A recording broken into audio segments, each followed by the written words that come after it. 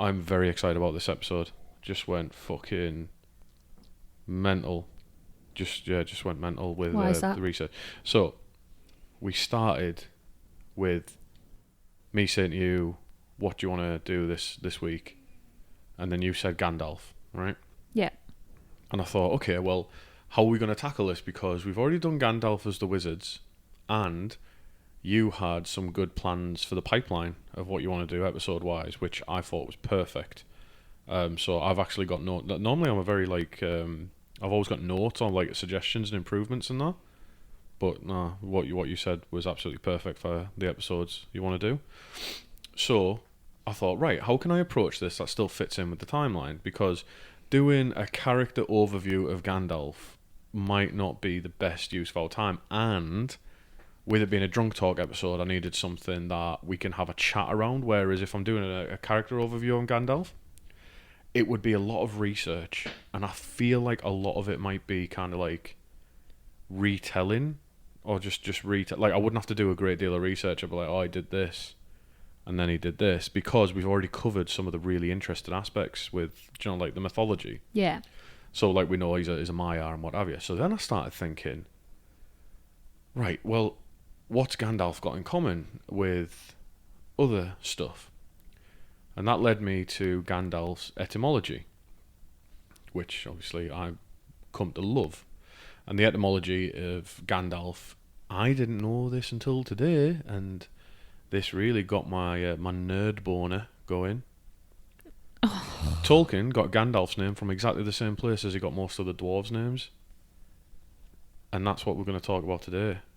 Because we are going to talk about, and it's not really a spoiler for anyone who's listening, but it is for you because you don't know. What we're going to talk about is Norse mythology and its influences on Tolkien. Because there's a lot. So, today, we're going to spend a lot of time outside of Middle-earth. We're going to be talking about the real world, or quote-unquote real world, if it's Norse mythology. But some of the language as well. I'm going to read you a wee little poem. I'm not going to read it in Old Norse, but I heard it in Old Norse earlier, and I'm not sure if I could use it, so I'm not going to include the audio in this episode, but I will link to it on like our social media and stuff. So yeah, that's what we're going to talk about today. We're going to talk about the Norse mythology and Tolkien's kind of like link like the philological aspect of it, but also the interpretation of events. So yeah, how does that sound to you? Exciting. You just... I feel like every episode you've got to say philological. I do. I've got to or get my philologist. I've got to get my quarter in for philology. You didn't get that one. You didn't catch that one. What are you drinking today? I don't really know. It looks like wine. It tastes funny. But it's to use it up. Yeah, same. So shout out to Jono. This was meant to be your Christmas gift 2 years ago. It was when Becca worked at B&M, and we got him some Stormtrooper Pale Ale, and it came in a little little box, didn't it, with like the With a pale glass? ale and a glass. So I went into the garage, and I was like, oh, we need to use up like some of this alcohol, but I'm not drinking like hard stuff because I'm going to Edinburgh tomorrow, so I'm up really early. I was like, okay, right, there's a can of Carlin in the fridge from last episode. And what's on the shelves? And there was some fucking scrumpy, cloudy cider, which just looked disgusting. I'm not going to lie, I didn't want to touch it. It looked like a moonshine jug. So yeah, I was it's like, a demijohn. oh, right, no. So it's called a demijohn. Right, well, it looked weird, so I just left that. It's the stuff we drank when we were in Somerset. Oh, okay. Scrumpy. Is it still, like, safe to drink? Yes. Oh, okay. Cool. Well, I grabbed I grabbed the can of Carlin. I grabbed a drinkable mojito can, which is just... I left the wickeds alone. That's for a Friday night in a bush. Yeah, there is. I'm gonna get... Do you know what?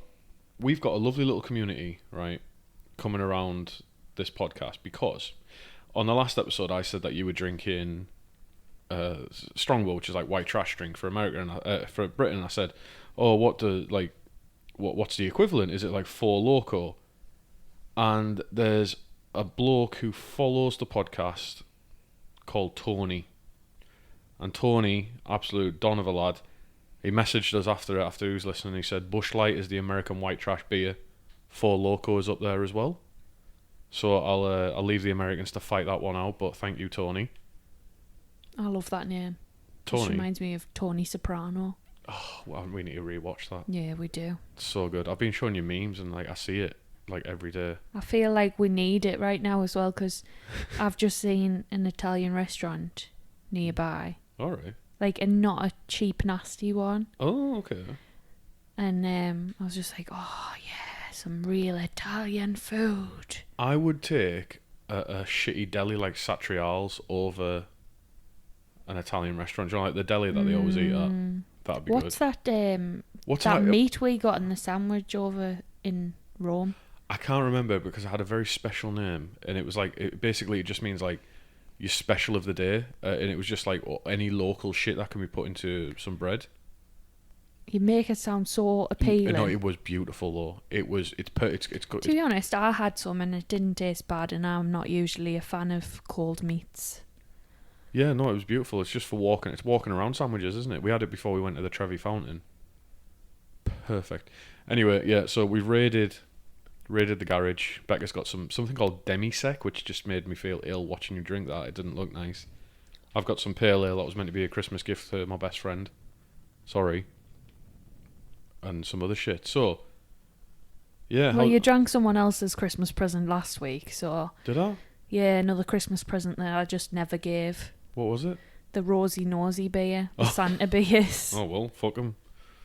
Unless it was my Christmas gift, then fuck me, right? But yeah, how's your week been? You alright? You good? You excited? I'm excited. I just want to jump into this. Yeah, my week has been fine. Busy at work. Chilled at home. So Yeah. pretty good. Pretty accurate. Yeah. Might apply for a job. Might not apply for a job. Yeah. The world's my oyster. Yeah, work are really pushing you for that, aren't they? They really want you. Which I think is nice, and it must be nice to be wanted. Might just be because fear of the unknown, though. Who knows? So, how's your week been? My week has been fucking mint. So far. So, I was telling you the other day that I was watching a movie over Discord, which I've never done before, which is quite nice. And then this Sunday, so that the Fellowship of Readers, we're doing some readings from The Hobbit because September is the Hobbit month, which makes sense because it's when Frodo and Bilbo's birthdays. I was going to say, what makes it the Hobbit month? It's when it's Frodo and Bilbo's birthday. So yeah, the lovely Discord community over there. What day is it? We'll have to have a party. Shit, I think it's the 22nd of September. We'll have to have a party. Oh, I'm going out on the 23rd. I'm going gin tasting. No. We'll have to go out afterwards. After the gin tasting. Yeah, it is fucking hard. I was like, oh my god, I'm going to get caught out by such a basic question. It is the 22nd of September. I challenge you in ways you couldn't imagine. Yeah. So, no, my week's been mint. I've been... I was watching that movie. We just watched the first Hobbit film, which was quite nice because I was playing Baldur's Gate 3 at the time. So I was like, did we watch that? But you did. I did. I told you about the next day, and I was just sat on my... Like, it was on my second monitor while I was playing a game. And it was nice just seeing people chat. It's like just watching a film. So it's a nice little community. Then this coming Sunday, the same Discord server, we're doing some readings of The Hobbit. I'm the narrator and Gandalf in the scene where Thorin dies. Spoiler. And then, I meant to tell you this. I think I did actually. They're doing a read along, like several weeks. You just like a book club, right? And we're doing the Children of Húrin, which will be quite cool. And the Children of Húrin comes up today, so there'll be some things to discuss there. Do they live in Whoville? The Húrins live in Whoville, except it's not whimsical at all. It's really fucking depressing. But yeah, apart from that, work's alright. National Trust card at the ready. Been spending time with our daughter doing National Trust stuff. I got more planned for this Friday. We're proper adults now. I know. It's been. Do you know? It's. I mean, me and you have had like a couple of bickers over the last week, but overall, it's been fucking mint week, hasn't it? Have we? Yeah, but this is my toxic trait, right? Me and you bicker. We'll have explosive like 2-3 minute bickers. Don't even think it's 2 or 3 minutes. But then minutes. I can never remember what they were about. I can't And remember I what just it's I just been remember about. that we were annoyed, and you're like, yeah, fuck you, and I'm like, Is it not "Fuck you." because you went out drinking on Saturday? No. Oh no, I know what the big issue has been. What was it?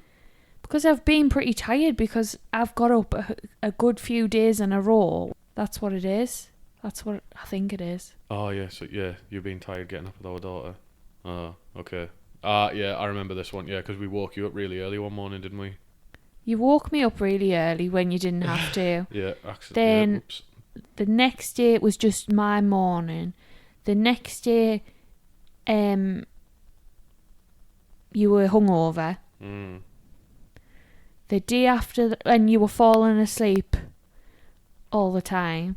And then, yeah, it's just not been fantastic. And then tomorrow we've got the start of the early mornings on a Wednesday, so 5:30. Woo woo! Yeah. I mean, not that the child doesn't get us up at 5:30 already, but True. Yeah. You've got a lovely gift of making it all sound like it's my fault. no, I'm just That you saying. can't face early mornings. I'm not. You know that it isn't your fault. I was like this before you came along. Yeah, true. Right. Just if you like sleeping, don't have a child. Yeah, fair. So End right, of. preamble over. I want to get into this. I'm hyped. I'm excited. Right. Well, so will you sound it, please? I am. I do. Fuck you. Right. So we know Tolkien. We know Norse is all over Tolkien, right? We know that there's dwarves, there's elves, blah blah blah blah blah, right? Something I hadn't thought of, which is probably going to be obvious to a lot of people listening to this: trolls. Troll in the dungeon. Yeah, they're Norse like mythological creatures. I'd never considered that. I was like, I don't know. There's because Lord of the Rings is blueprint fantasy for a lot of things, right? Because it was such a foundational fantasy work that a lot of stuff that he took inspiration from, you don't ever think of. Oh yeah, it might not have been there before that.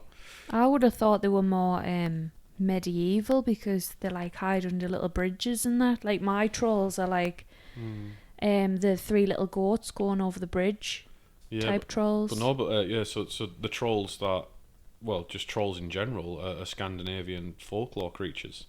So there's one. Then there's the concept of light and dark elves, which is, I think it's Alfheim and Svartalheim, which are where they live. Or is it Muspelheim? Where do dark elves live?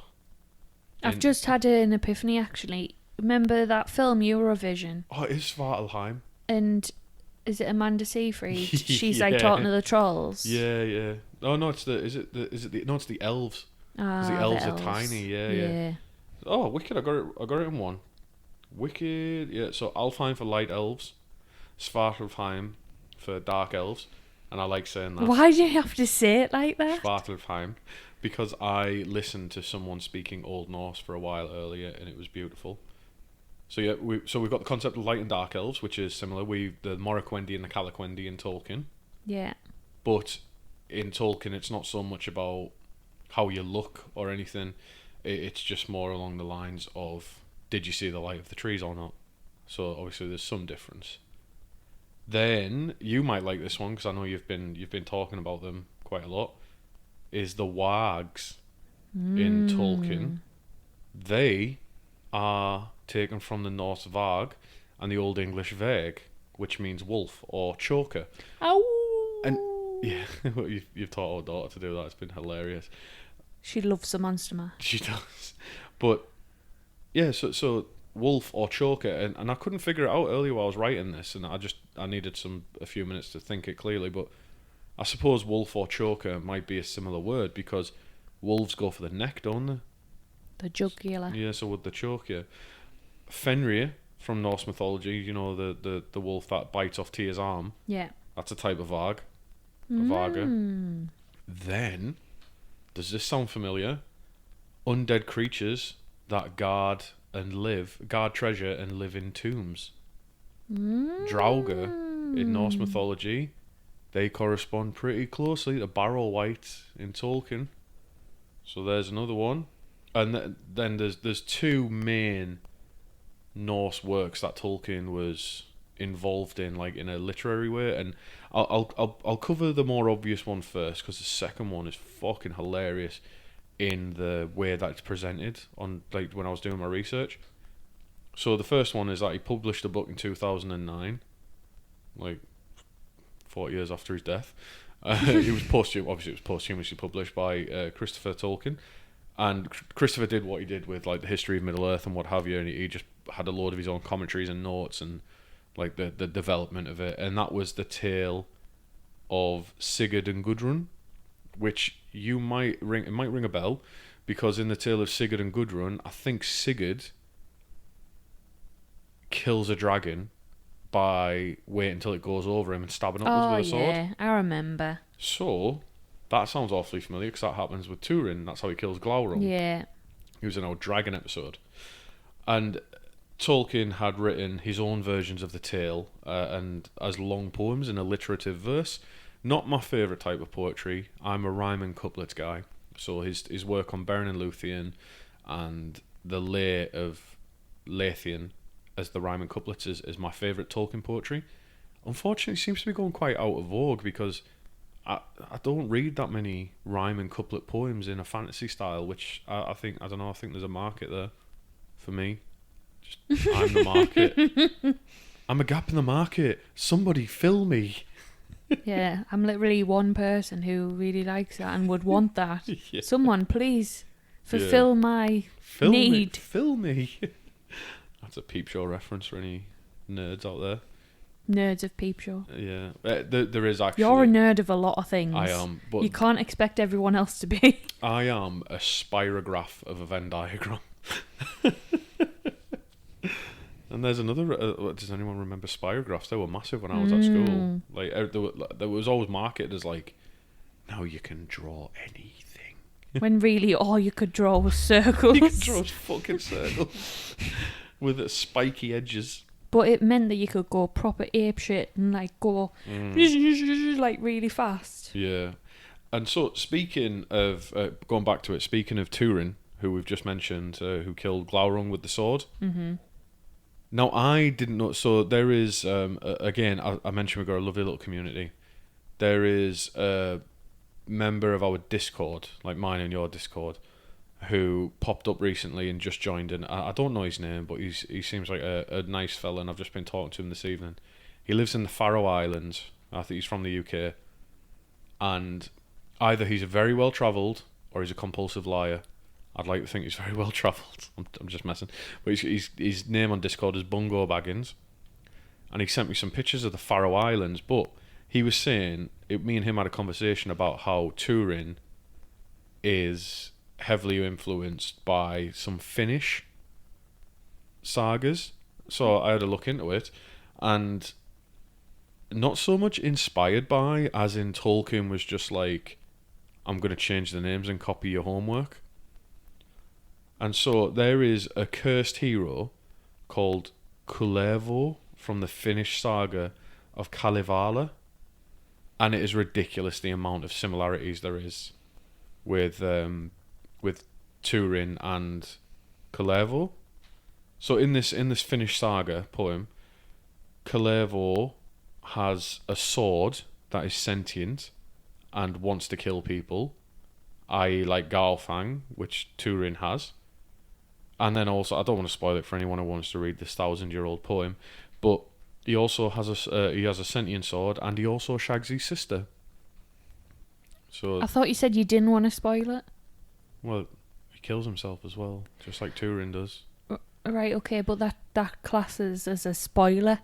Well, it's 1,000-year-old, Becca. Get your shit together. So are the Gospels, but... Spoiler, Jesus dies. Then he comes back. It didn't stick. So, with the tale of Kullervo and Kalevala, Tolkien did a prose version of the poem, and then he did like 2 other papers, like writing about it. And this was when he was an undergrad, between 1914 and 15, and he was at the Exeter College in Oxford. And this is the bit, right? I know, like, British people have gallows humour, so I probably shouldn't find this as funny as I do. But I was looking on the Tolkien Gateway, just like trying to gather some more information. And the entry says, he did this between 1914 and 1915 when he was an undergrad. It's an unsettled time for Tolkien, so that is reflected in the dark subject matter. And I just burst out laughing. I was like, there was a fucking world war on. It was an unsettled time for a lot of fucking people, not just him. Yeah. Do you know what? Like, I was reading it. I was like, oh, was he having a bad time of it? Oh, Ben. It's just it made me think of, do you know that line in the films that we've discussed on one of our episodes where Elrond says to Aragorn, Arwen's fate is now tied to the fate of the ring. Well, like, yeah, you're technically right, but so is everybody else's as well, you fucking div. Do you think people in like 100 years' time will think that we've lived in an unsettled time, or do you think we just won't exist in 100 years' time? I'm banking on we probably won't exist. Yeah. Probably. Wiped out like the dinosaurs. Probably. Yeah, probably. Yeah. So, well, I said it like a few episodes ago. There's something really fucked up with the world if I get a 30-year-old and I'm like, right, I'm just going to deep dive head first into a fantasy world. To the point where I'm making a podcast about it. No, that's just you though. Oh, that beer was disgusting. But yeah, But it's got stormtroopers on, so... Yeah, that made me howl. It's like, he probably wrote about a really sad story because it was an unsettled time. Aye, yeah, probably. Yeah, I was imagining there was millions of people feeling that. But then, yeah, to put it in perspective, right? There's about 350 students at Exeter College in Oxford, right? But when Tolkien sat his last exams, which began on the 10th of June 1915, because of the war, there was only 25 students total who did their exams, and obviously he passed. Why was he still there? To finish his exams. But all the rest were drafted. I think so. I think it might depend on age, maybe, or his. I don't know. Maybe his guardian at the time might have been like, just finish your education first. Who knows? Because he sat. His last exam started on the 10th of June 1915, and then he gets a first in his degree. Well done, Tollers. On the 28th of June, he applies for the army, and then on the 15th of July, Tolkien is commissioned as a second lieutenant in the 13th Battalion Lancashire Fusiliers, and then begins training at Bedford. Yeah, what did I say? Lancashire. Yeah. Lancashire. It's because Fusiliers. It's because as I started reading second lieutenant, every time I read the word lieutenant, in my head I'm like, will the Americans understand? So Americans say it as lieutenant, and it's lieutenant for British people. So I'm assuming that at this point, if you had money, you could choose whether you joined the army or studied. I think more so. I don't know, because 1914, 1915, I don't think we're in full on draft yet. I think you might be at the height of like patriotic fervour. And because of his...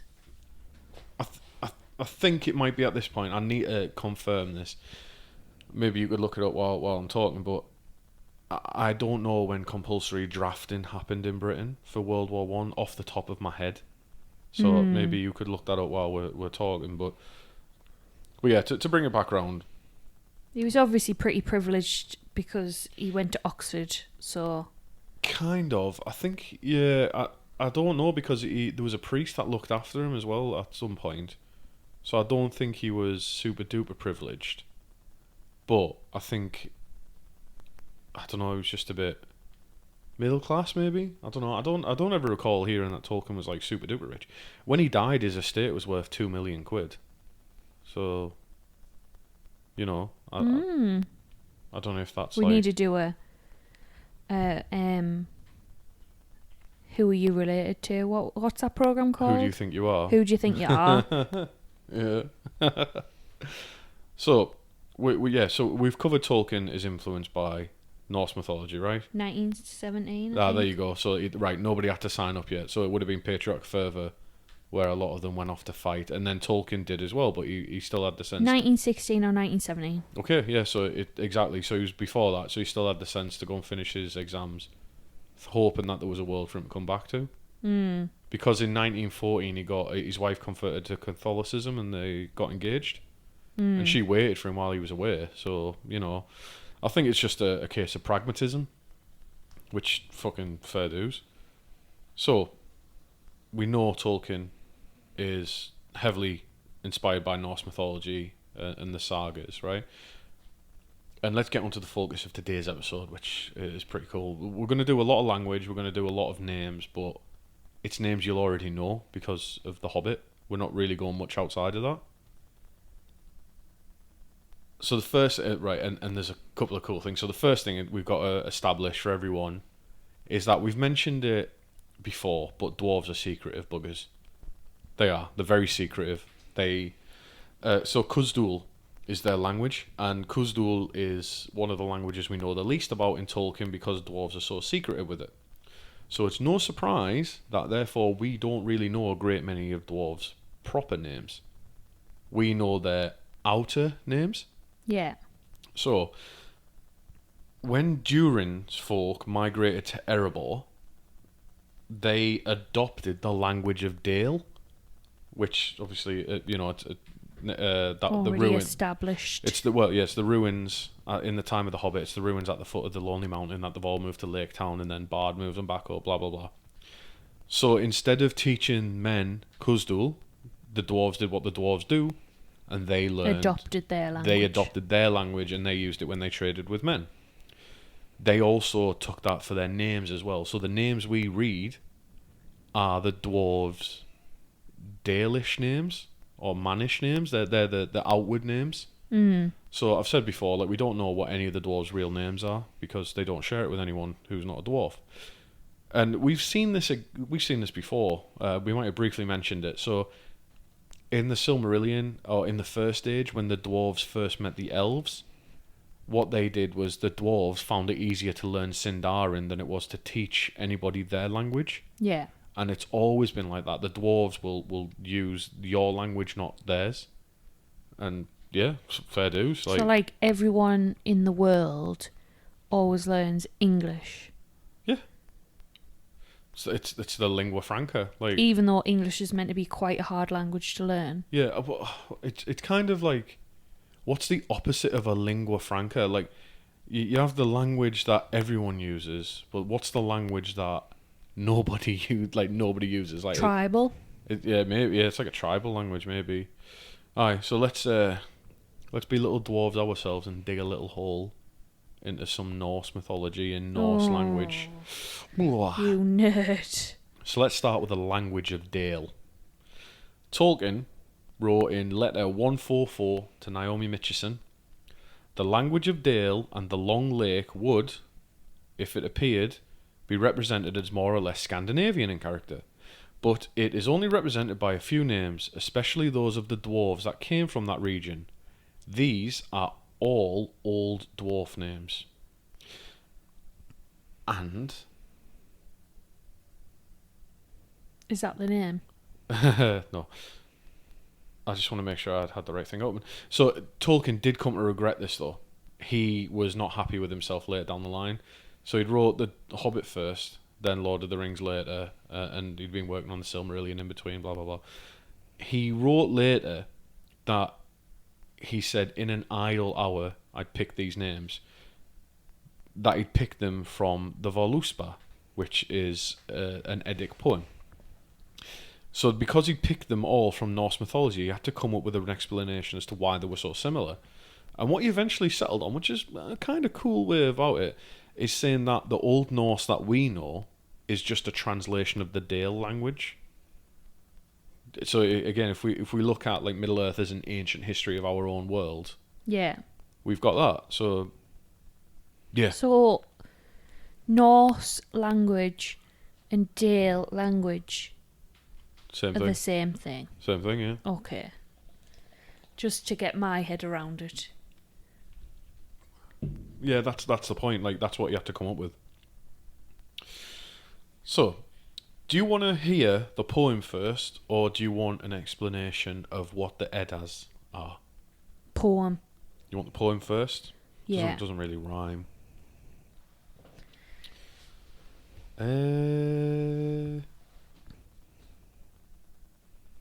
Does it have any alliteration? I don't know. Any similes? No, it doesn't. Like, there's parts of it where I thought, oh, this rhymes. Is it onomatopoeic? I don't know what qualifies as a poem, to be honest. I think it's anything, really. I think there's so many different things that are poetic styles that anything goes, really. I could just put a full stop on a page and that would be a poem. Yeah, fair enough. So it goes, there was Motsognir, the mightiest maid of all the dwarves, and Durin next. Many a likeness of men they made, the dwarves in the earth, as Durin said. Njai and Nithi, Northri and Southri, Austri and Vestri, Alfioth, Dvalin, Na and Nine, Niping, Dain, Biffa, Boffa, Bomber, Nori, An and Ona, Owen, Mjofvitnir, Vig and Gandalf, Vindalf, Thorin, Thror and Thrain, Thek, Lit and Vit, Nir and Nirath, now have told, Regin and Rathsvith, the list aright. Fili, Kili, Fundin, Nali, Hepti, Vili, Hanna, Svir, Billing, Bruni, Bilda and Buri, Fra, Hornbori, Freg and Loni, Arvang, Yari, Eikinskjaldi. The race of the dwarves, in Dvalin's throng down to Lothar, the list must I tell. The rocks they left, and through wetlands they sought a home in the fields of sand. There were Draupnir and Dolgrastir, Hor, Hogspori, Helvang, Glowin, Dori, Ori, Doof, Anvari, Skirfir, Vifir, Skafif, I, Alf and Ingvi, Eikenskjaldi, Fjallar and Frosty, Finn and Ginna, so for all time shall the tale be known, the list of all the forebears of Lothar. Jeez Louise. That is called the Dvergatal. I mean, it sounded nice. I quite like Biff, Chip and Kipper. They were my favourites. Yeah. And so that comes from the Voluspa, but it also comes from the section of the Voluspa called the Dvergatal, which is called the Catalogue of Dwarves. And that comes from the Poetic Edda. And the Poetic Edda is explained in the Prose Edda. And so the Poetic Edda, you might hear the word Edda thrown around a lot with Norse mythology. I know I certainly did when I was researching it years ago. And there's two Eddas that I've become aware of. There's the Prose Edda and the Poetic Edda. And what's cool is the Prose Edda, if you just want a one-line summary, it's a textbook. And the Poetic Edda is the poems themselves, and it lays out Norse mythology. So the Poetic Edda is the poems themselves. The Prose Edda is the textbook on it, right? Do you remember in school when you were reading Shakespeare and you'd have the translation on the opposite page? Yeah. That's exactly what this is. And so the Prose Edda... It's an anthology. No. So you have the poems themselves, which is the Poetic Edda. Then the Prose Edda is someone trying to explain it to everyone. Right, okay. And so the Prose Edda, or Snorri's Edda, or Younger Edda, or Snorra Edda, or simply Edda, it's written by an Icelandic scholar and a law speaker called Snorri Sturluson. And I looked into Snorri Sturluson, and in the 13th century, he was elected twice as like the mayor of kind of like the Althing. Do you know, like the system of government, like the where you'd go and settle everything at the Althing, where Vikings would go. Yeah. Not Vikings, like you'd go a Viking, but like those people would go and settle everything. And so he wrote the Prose Edda around the year 1220. So it's really fucking old. Mm. And this, like, I had a lot of fun looking at this. So the Prose Edda is broken up into 4 bits, and it functions exactly like a textbook today does. And the four parts was, the first one was the prologue, which details the gods. It breaks down Norse mythology, like who's the gods, who's the big players. The second one was the Gylfaginning, which was the question and answer of Norse mythology. It was like something like 20,000 words, right? The second one was the Skaldskaparmal, which is similar to the Gylfaginning, but then went on to explain some kennings and heities. I don't know if I'm saying that right. Heitis. Say that again. Heitis. Heities? Hades? But anyway, kennings and heities are synonyms in Old Norse poetry, right?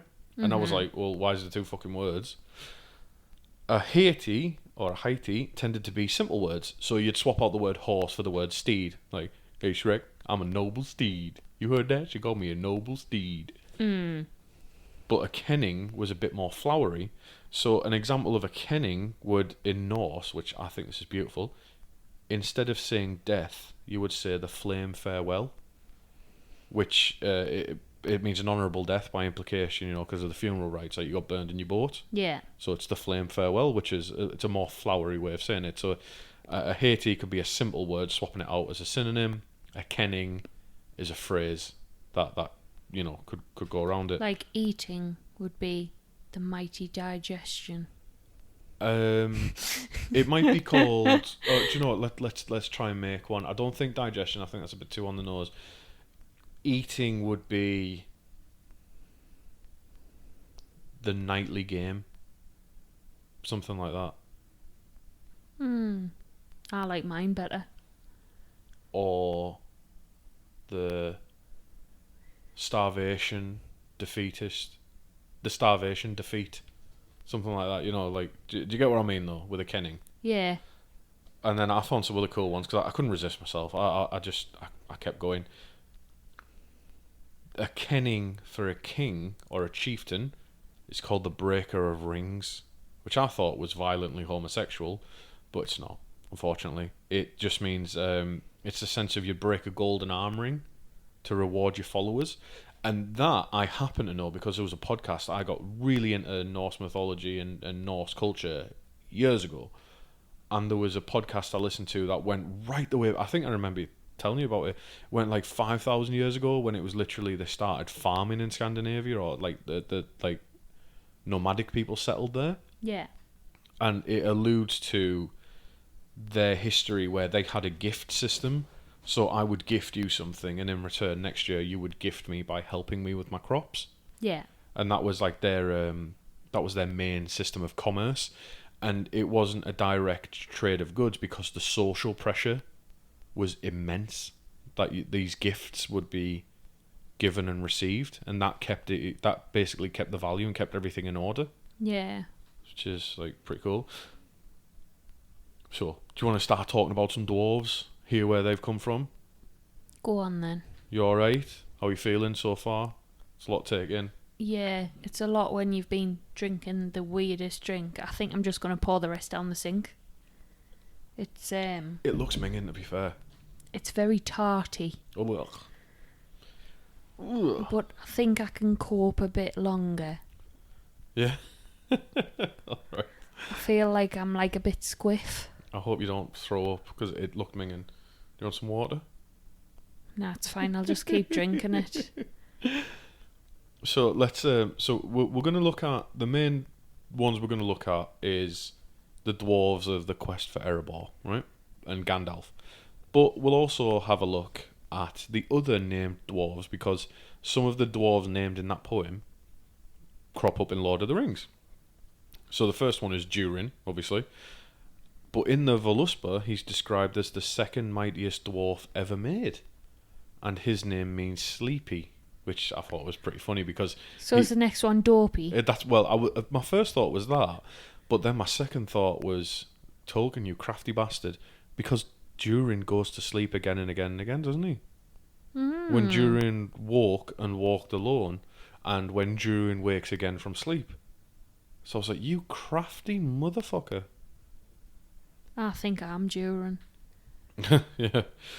So just a heads up for any listeners who are, well, I don't know how you've got quite this far into the episode and not clicked on, but when I say his name means, I'm talking about the Old Norse, or if it's another language, I will point that out, but don't start coming at me and saying, oh, well, actually, Tolkien said his name means this. I'm talking about the real world translation of the name. Yeah. So then, Don't worry, I'll get on my keyboard later and I'll send you. Yeah, the mightiest dwarf described in the Völuspá was Motsognir, but he doesn't appear anywhere in Tolkien, which I don't know why I thought. Maybe you just like the sound of Durin better. I don't know. Then there was Na and Nine, and they were two dwarfs. So Na in the Legendarium was a dwarf who accompanied Thror when he set out for wandering. He just went mad and went off somewhere. And then Nine or Nain was used for three kings of dwarves in Tolkien, but the name means corpse-like, similar to Na, which means corpse. Mm. Then you've got a name you might recognise, because I think, who is it? There's a Scottish comedian who is him in The Hobbit, but Dain or Dane is Thorin's cousin, and his name means dead-like or death-like, which is pretty fucking grim. Gnarly. Yeah, then Fundin is Balin and Dwalin's dad, and his name means found. So a lot of these names are pretty like literal, in the sense that they'll just describe what you are. There's another dwarf that I was pleasantly surprised to find about this dwarf. He's called Hanar, and his name means skilled. And he is a dwarf that was cut out of The Lord of the Rings. He was originally meant to have some dialogue because he's one of the dwarves that accompanies Bilbo when he leaves after his birthday party. Mm. And he had another mate. There was 4 dwarves that are in the book, but they just don't have any dialogue at all. And then there's another one called Lothar, who had the same problem. He got cut, and his name means like stupor, which I was like, eh? And then I saw Praiser, and I was like, oh, it means kiss ass. Like, that's pretty fucked up. Then there's 2 dwarves who went with Balin to reclaim Moria. So do you know in Lord of the Rings where Gimli's at his tomb? Yeah. So 2 of the dwarves. He's like, oh. Yeah, pretty much, yeah. So 2 of the dwarves in that room, probably, are called Fra and Loni. And Fra means swift. Loni means lazy person. Well, maybe Swift one He's a swifty. thought, I'm gonna adopt his lifestyle and I'm gonna be a bit lazy. And then they got attacked. Oh yeah, maybe. Oh, maybe he was on watch. And he was like, maybe he should have changed his name to Durin, the sleepy fucker. Yeah. Right. So we're gonna go on to Gandalf now. So, if you want any more information as Gandalf as a wizard and as a Maya, go and Bugger off. No, go and listen. You fucking threw me right off your dick. Go and listen. You're just a gobshite. Go and listen to our episode on the wizards, the Astari. We've got one up. It covers the 5 wizards, and there's a big chunk on Gandalf. You want any more? Read the fucking books. Don't let me do all the work for you. Right. I'm still reading them. Yeah, whatever. I've read the title. So that wasn't an earthquake. It's just we've got extremely sensitive studio microphones, and Becca's just slapped a glass off the springs which hold the microphone to the desk on the mic arm to explain that sound. I'm just going to get to a point where I'm going to knock myself out and go to sleep. You're just making ASMR for arseholes. Just all these really disruptive noises. I didn't know arseholes had ears. Well, I heard that if you listen to arseholes for too long, you can get hearing aids. Right, let's get back to it. So, go listen to our episode. We're talking about the real world influences here. Gandalf in Old Norse means cane elf, and it's also notable that like he didn't just get his name from Old Norse, because anybody who has took more than a couple of seconds to glance can tell that there's a lot of similarities between Gandalf and Odin. So he's an elf with a stick. Yeah, pretty much. That's what his name means. And so Gandalf and Odin have got similarities as well. Like, they're both wanderers. They wear blue hats. They know many things. They're involved in big events. They're very powerful, so the similarities there. Then there's another nod to Gandalf being similar to Norse mythology, because of the Khuzdul names that we know, the secret names of the dwarves, the one that they call Gandalf is Tharkun, which means staff man. So his real world Norse name means Cain Elf, and then his Tolkien name also means Cain Elf from the dwarves. How did Tolkien do this? I'm so confused. Well, he made up one language and translated another. It's just a lot. Yeah. Well, there's another fact about Gandalf, is that his name is also given to an ancient king in our real world. There was, who appears in a history of Norse kings called the Heimskringla, which means the circles of the world. And it's written by our Icelandic boy, Snorri Sturluson, and the same guy who wrote the Prose Edda. Yeah. He covers the sagas from the not 1800s, I'm 1,000 years too late, from the 800s up to 1177. He used oral tales, skaldic poems, and even a lost work called Hirgiastiki. Hirgiastiki, which is which is an account that a Norse king gave of like some of his own stories. And in this history, the King Gandalf is called King Gandalf Alfgeirsson, and he ruled a kingdom called Alfheim, which is, similar to where the Light Elves lived in the mythology. Do you not think all of the Is it because it's got the word sticky in it? It's got the sound sticky. No, do you not think all that sort of Norse language just sounds really funny? It might just be the way I'm saying it. Like, I might just be No, because there might be someone from Norway listening and thinking, that poor guy, he's got special needs and he's doing a podcast. No, the only thing I can think of is like Eurovision, the film. Yeah. And like it just sounds funny. It just sounds innocent, and it just sounds funny. It dives and it like rises and dips a lot. Do you know what it reminds me of? The little rock people in Frozen.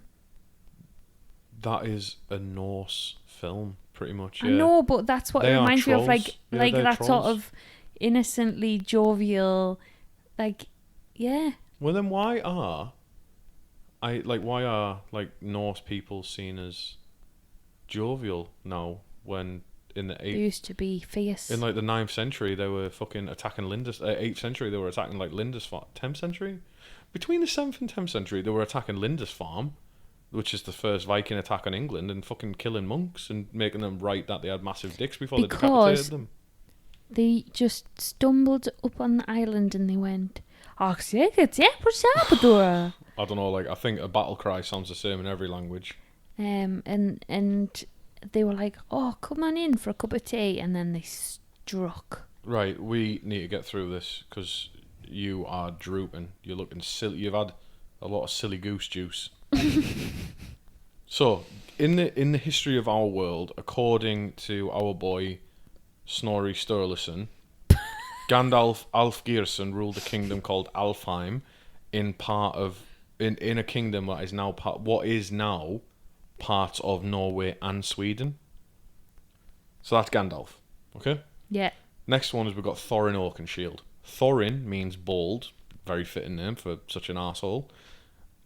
But then Oakenshield is actually directly translated from another name that we heard in that list, which is Eikenskaldi, which directly translates to Oakenshield. So Thorin, not only is he bald, but he's just mashed two dwarves together to make him. Which, yeah. I just kind of always thought Oakenshield meant a shield made of oak. Are you fucking retarded? It does. It's a direct translation. So it's just Thorin who owns an oak shield. In the story, he loses it. I'm pretty sure he loses his shield at the Battle of Anul Zabar. Is it Anul Zabar? I think it is. the battle outside Moria, I think, and then defends himself with a log, like like he picks up an orc yeah, and he I uses remember an orc that bit. Yeah, that does ring a bell. Right, so that's Thorin. Then we go to Balin, who is not in the Edda. He's the only dwarf whose name isn't in there, and I think it was probably picked just to rhyme with Dwalin. So it's like, oh, Dwalin needs a brother, Balin? Okay. There was a guy called, I feel bad for this guy after reading about him, right? There was a guy called Jim Allen, who was a pioneer on Tolkien linguistics, and he had a book in the 70s called An Introduction to Elvish. And he wrote that book before the Silmarillion came out, which is just like amazing that he put all that work. So this was before, like, we've got literally decades of Tolkien's work to draw on, and this guy was putting out language books before it was all out, which fair dues, man. But yeah, Jim said that Balin might come from the Old Norse for Baal, which means to burn, so like fiery one. But he was on hard mode for research, so no idea. Then we've got Dwalin, which is the version of Dvalin from the Edda, and it means one who sleeps or who dawdles, like sleepy as in like you lag behind. Yeah. In the Edda, Dwalin is a chief dwarf, but that's about it. Then Bifur, now he's the first one who is not. Is he the big ginger one? He's the big ginger dog. No, that's Bombay. He or she is the big ginger one. I thought you were talking about Biff, Chip and Kipper again. No, right. Bifur his name's from a language called Old Frisian, so it's still the people are still Nordic, but the language is considered Germanic instead. Yeah. And Yorle. yeah, Bifur means beaver, so like i.e. like a hard worker.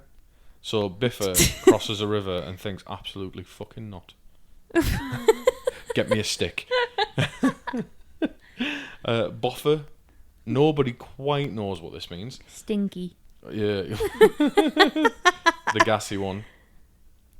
So did you not, when you were growing up, like, boff, if someone went, boffed. oh, someone's boffed. Boffed, yeah. It meant like someone's pumped, farted, trumped. Yeah. So boffer, nobody quite knows what this means. I found an entry on the Encyclopedia of Arda from 2010. And I was like, oh god, all those years ago. And then I felt old. But and they said it might be a translation meaning one who grumbles.